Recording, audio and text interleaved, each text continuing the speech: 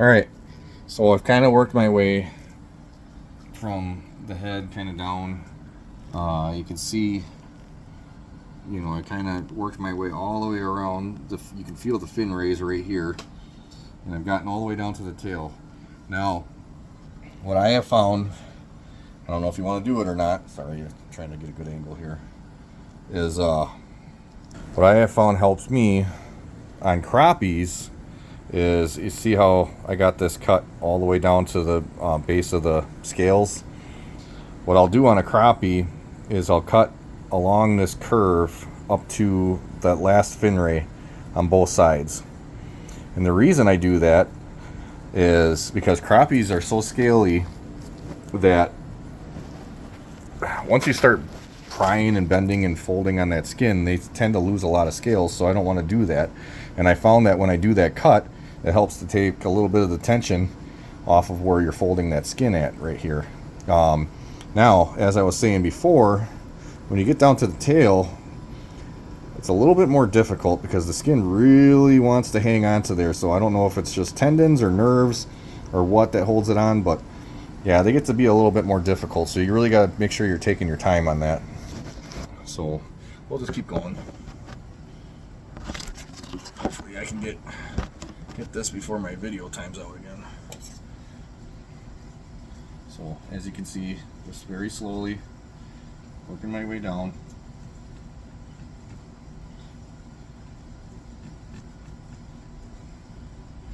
And there's multiple tools you can use to do this. Like sometimes I'll use a cheeking tool if the skin is coming off pretty easy. I'll use a cheeking tool, and that is a little bit gentler than using the serrated fish knife that I have. So that's just one thing that tends to help me.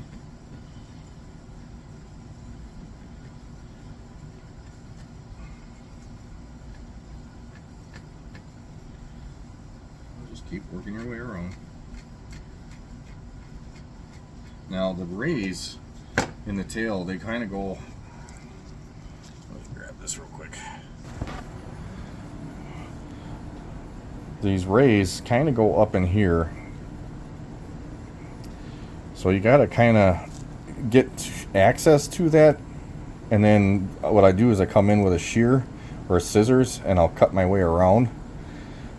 Same thing in the top, they both go up there. You can kind of feel it. When you get to that point, you'll know what I'm talking about, but we'll work on getting to that point first.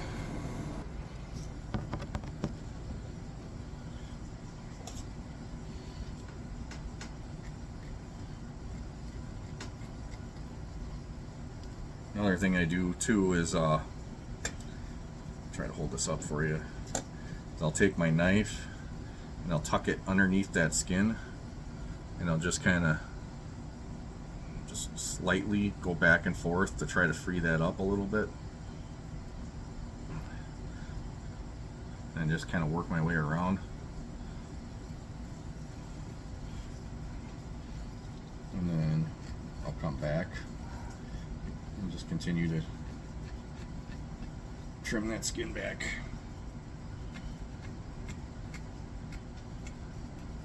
I think we're going to be ready to start using our shears here pretty quickly.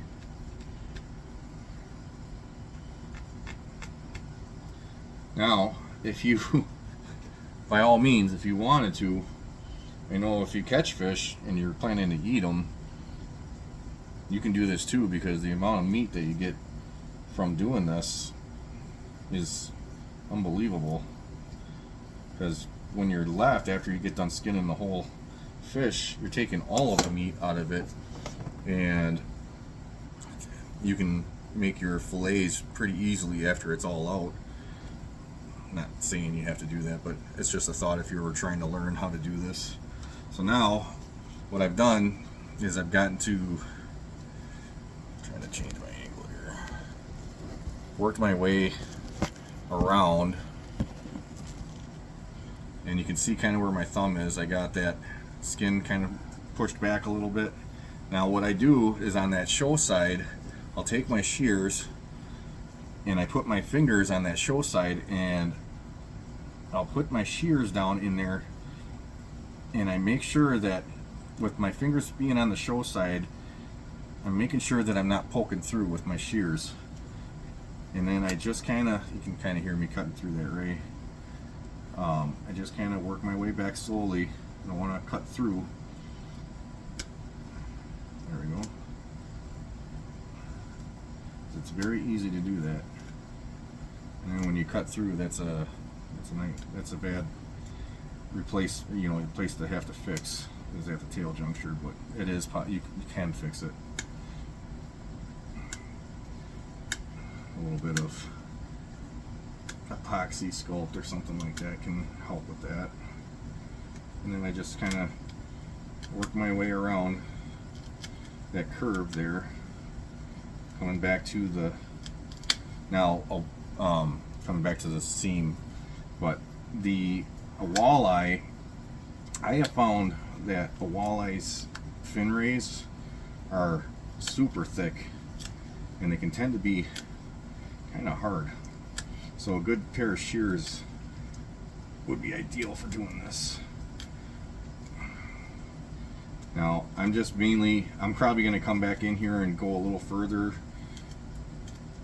that way, but I'll do that after I get the meat out. I can, maneuver the skin a little bit easier then and clean that out a little bit more. But like I said, you just kind of work your way around. Sometimes you can kind of hold it at an angle, like where it's straight down, for some of them tougher ones, if you can't get underneath them. But like I said, just make sure you're not poking through, because that'll ruin your day really quick.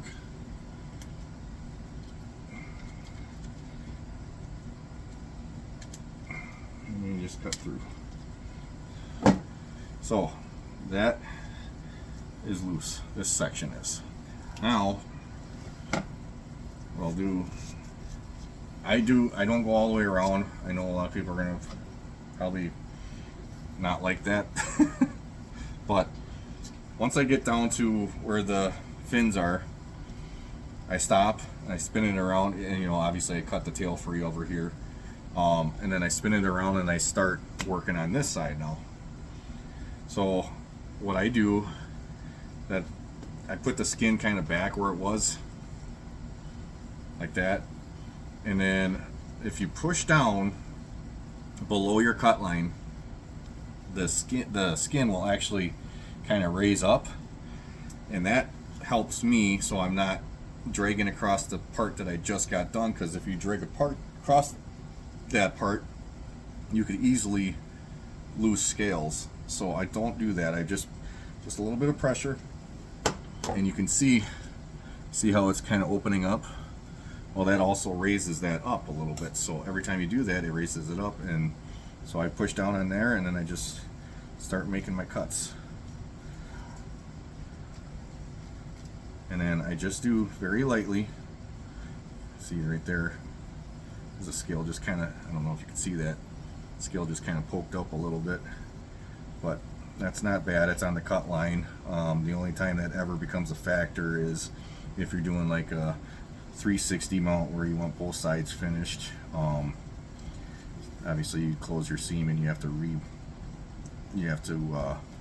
re-sculpt all of that in there and make it look like the show side, so you end up with two show sides.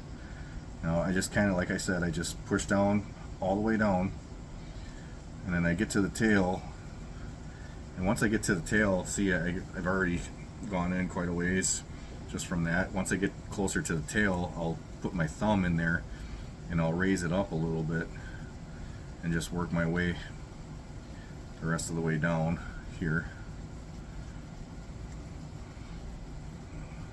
And then, you slide that knife in there like I did on the other side, and just kind of clean that all out. And then now that I've gotten some of this fairly cut down, now I can start kind of helping myself by raising it up with my finger away from the meat, and I'll just do little cuts I've seen people do this with pretty sharp knives. I don't know. I guess maybe if I was, I mean, you can. I mean, this is a fairly sharp knife. You just got to go a little bit slower. But I think you leave a little bit more because you get a little bit more nervous. But yeah, you can do it that way too if you don't have one of them skinning knives. But I mean, they're pretty cheap. I've got a few of them. Once they start getting dull, you can kind of sharpen them, but that also gets to be a little bit difficult. So yeah, what I'll do is I'll probably shut the video off for a second here and kind of get myself skinned out around to the fins on the other side, and I'll show you how to work along those. So